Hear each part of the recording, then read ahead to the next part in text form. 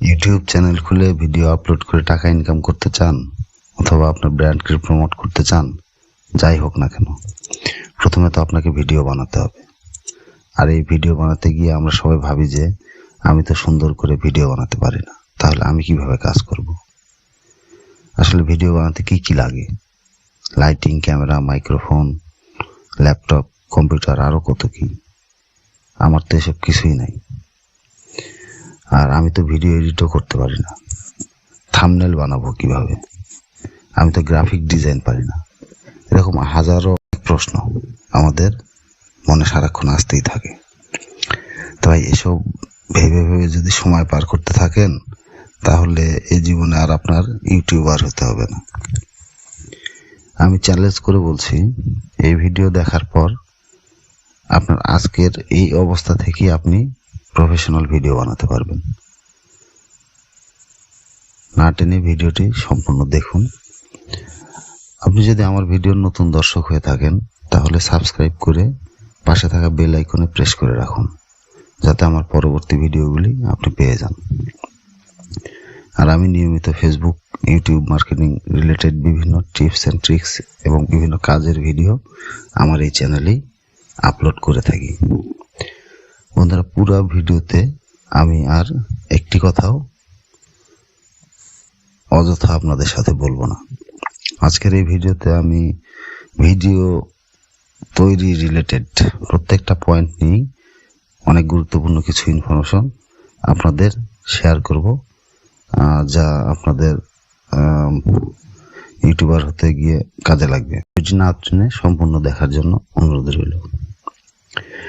যদি ইনভেস্ট করার মতো আপনার কাছে কোনো কিছুই না থাকে, যে ক্যামেরা কিনবো কিংবা আরো অনেক কিছু যে আনুষঙ্গিক জিনিস আছে, এগুলো কেনার কোনো কিছু না থাকে, তারপরেও আপনি খুব সহজেই কিছু ট্রিক্স খাটিয়ে একজন সফল ইউটিউবার হতে পারবেন।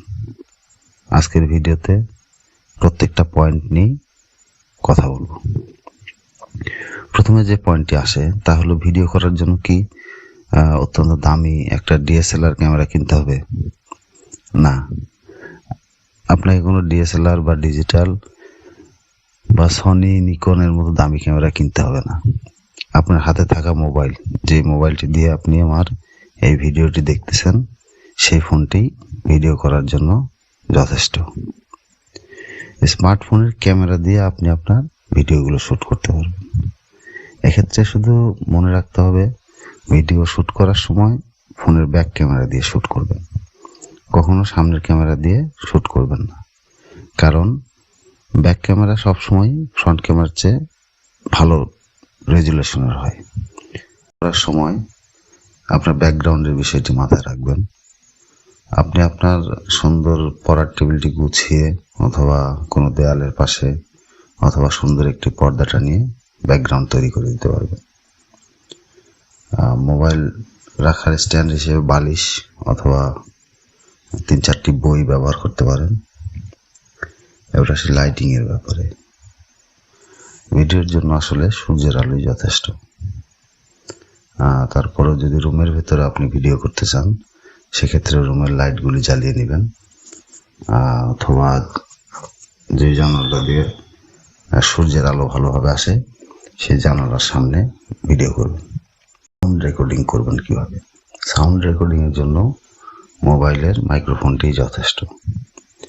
তারপরে কেউ যদি মনে করেন, তাহলে বাজার থেকে 1000 টাকার মধ্যে বয়া M/1 অথবা এই মানের অনেক ভালো সাউন্ড রেকর্ডার পাওয়া যায়। এভাবে যদি আপনি আপনার ভিডিও শুট করেন, তাহলে আমি নিশ্চিত আপনার ভিডিওর মান যথেষ্ট ভালো হবে। এবার আসি ভিডিও এডিটিং নিয়ে। ভাইয়া, আমি তো থাম্বনেল বানাতে পারি না, এডিটিং পারি না, আমি কিভাবে করব? ভিডিও এডিটিং এর জন্য কাইনমাস্টার অ্যাপ দিয়ে মোবাইলের মাধ্যমে ভিডিও এডিটিং করতে পারবেন। আপনার মোবাইল ফোনের প্লে স্টোরে যদি আপনি থাম্বনেল মেকার লিখে সার্চ দেন, তাহলে অনেকগুলো অ্যাপস চলে আসবে। সেই অ্যাপস দিয়ে খুব সহজেই সামান্য লেখালেখি চেঞ্জ করে সহজেই থাম্বনেল বানাতে পারবেন। আপনার ভিডিও তৈরির জন্য যা যা প্রয়োজন এই ভিডিওতে সব বিষয়ে আলোচনা করে বোঝানোর চেষ্টা করেছি। শুধুমাত্র একটি মোবাইল ফোন থাকলেই আপনি কত সহজেই আপনার ইউটিউব যাত্রা শুরু করতে পারবেন, সেটাই আমি বোঝানোর চেষ্টা করেছি।